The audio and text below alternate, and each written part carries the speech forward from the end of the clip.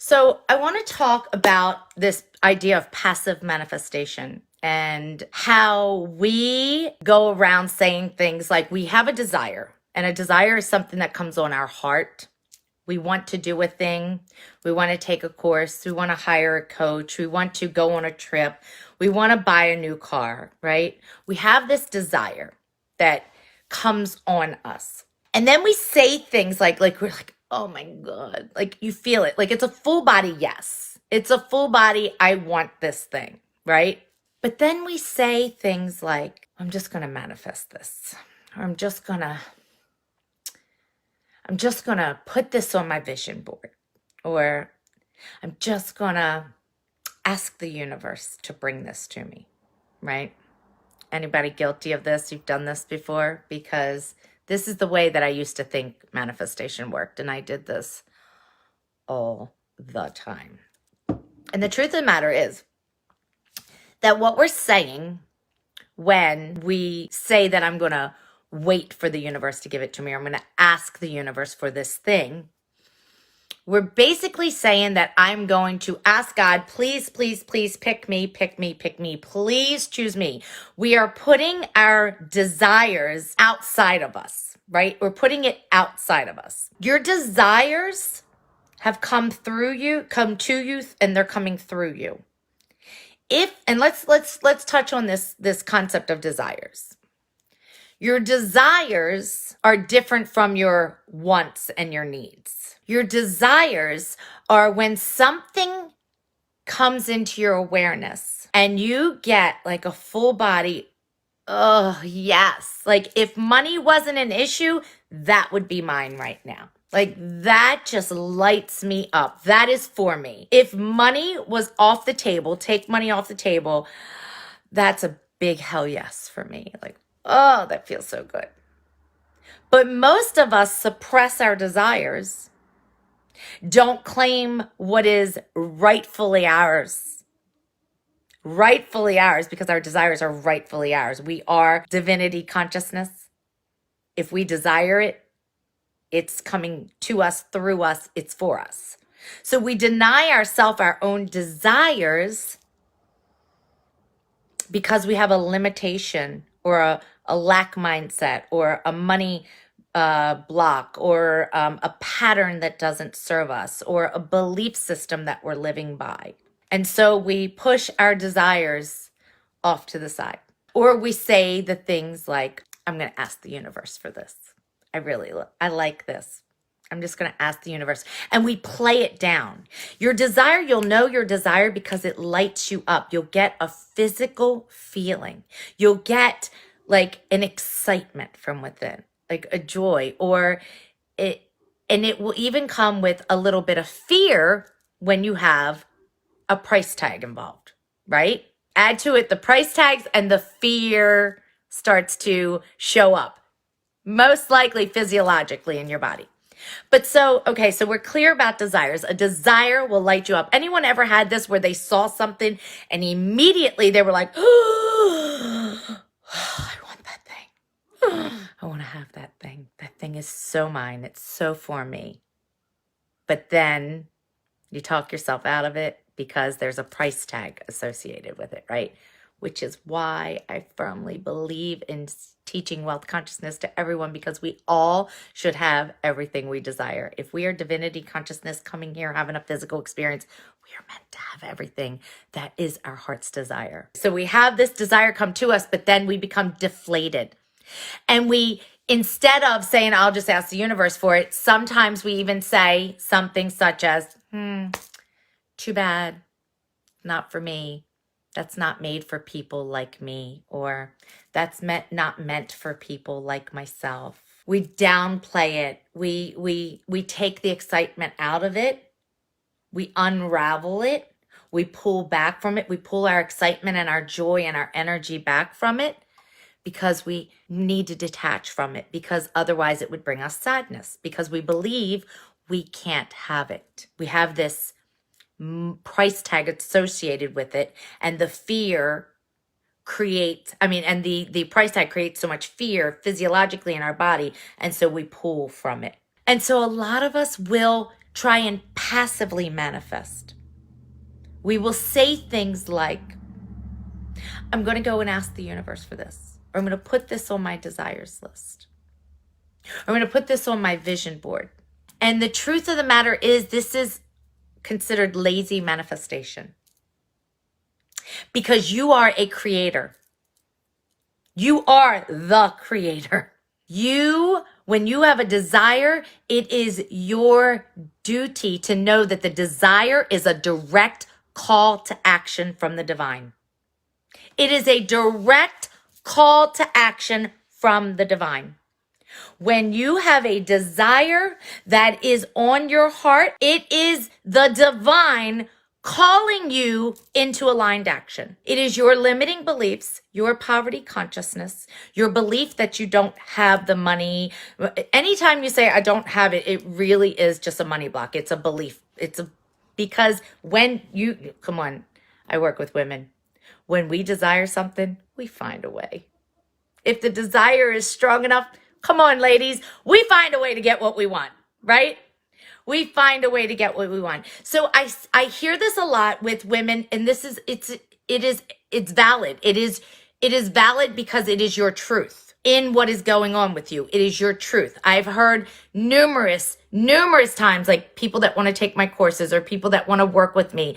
I'm going to go manifest the money, or I'm going to go get the money, or I'm going to figure it out, get the money. But it's a passive kind of manifestation. Active manifestation is I take action, aligned action, because I know that if this is a desire and it's a direct call to action from the divine, from the universe, it is a direct call to action. Means it is calling you to move, not passively lean back and please God, please pick me, please throw this thing in my lap, please let this be my life, please allow me to have this thing. You've now taken the power outside of you and placed it outside of you. You are meant to take action. When it is on your heart, when it is a desire coming through you, you are meant to take aligned action. And that sometimes feels scary as shit. Trust and believe. It can feel scary as shit. Listen, I want to tell you a little story about when I first started in the coaching industry. I reached out to a coach about her coaching, and she told me that her coaching prices were $3,500 for 8 weeks of coaching. And I was like,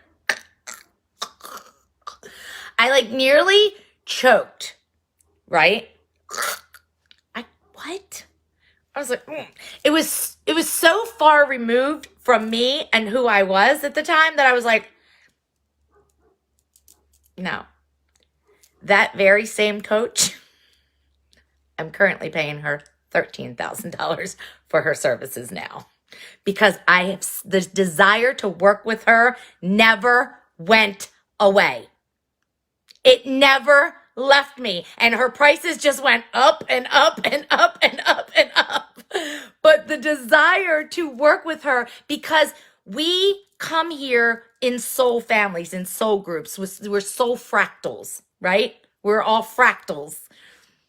We come here this way.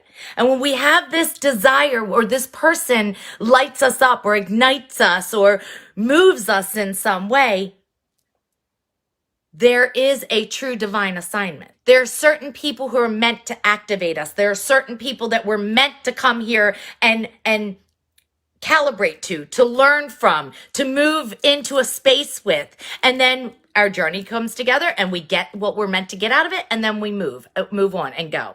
But here's the other thing, because we're constantly evolving and growing, we're never not. If you're not, you're dying. There's no standing still. You're either evolving and growing or you're dying. That's just how it is. What was once a big leap soon becomes your comfort zone. So when she told me 3,500, a year and a half ago, 2 years ago, however long that was, and I was like choking, my first course that I purchased was $47. That was all that I could handle within my comfort zone. A $47 course. That was in my comfort zone. My next course was $350. And that was stretching it. But my comfort zone had now moved into $350, paying $350 for a course. My next course was $1,555. That became my new normal, to pay for a course. And then my next investment was like $11,000, and then it just kept going up from there.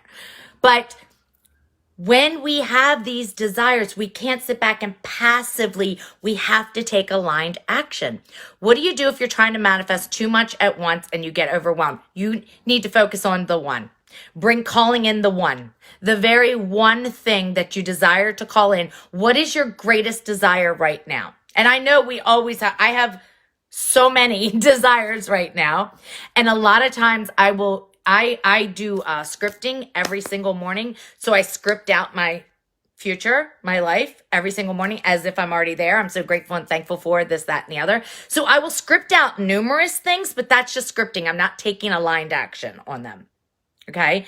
I will script out. But if there's something that I truly desire and it is right there for the offer, and I know it's going to expand my life. It's going to change my life. It's going to move me into higher ground. It's going to do something for me. I've done whatever it takes to get that desire, including clearing out my 401k, spending my entire 401k and investing in my coaching, anything to expand me. I have maxed out my credit cards. I have. And I would never tell anyone to do this. I'm saying this is what worked for me. I knew that I desired the expansion. I knew that I was going to keep on going, and nothing was going to hold me back. Nothing. Money was not going to hold me back, because money is nothing more than an energetic currency that I get to be a match for. And when I expand into my next level currency, and that big leap then becomes my new comfort zone, money makes its way to me. Always, always, always. Always. The universe rises to meet me when I do the big scary things. You have to go first. You cannot sit back and passively manifest the things that you desire, that are on your heart, that you know are meant for you. You cannot sit back and say, please, God, pick me. I'm next, right? I've been a good girl. I'm up for something good. You have to take the aligned action when it's scary, when you doubt yourself, when you have all the fears show up, when your ego tells you not to, when everything in you, when your family says you're crazy. What are you doing? Be responsible. I have a child. I don't have a husband, a partner. I have no other means of income. Zero. And I have taken all my money. I've taken my bank account down to almost nothing to expand me. And people have judged me. You have a child to look out for. What are you doing? I'm growing. I'm expanding. I'm becoming the best version of myself while I'm here on this earth. That's what I'm doing.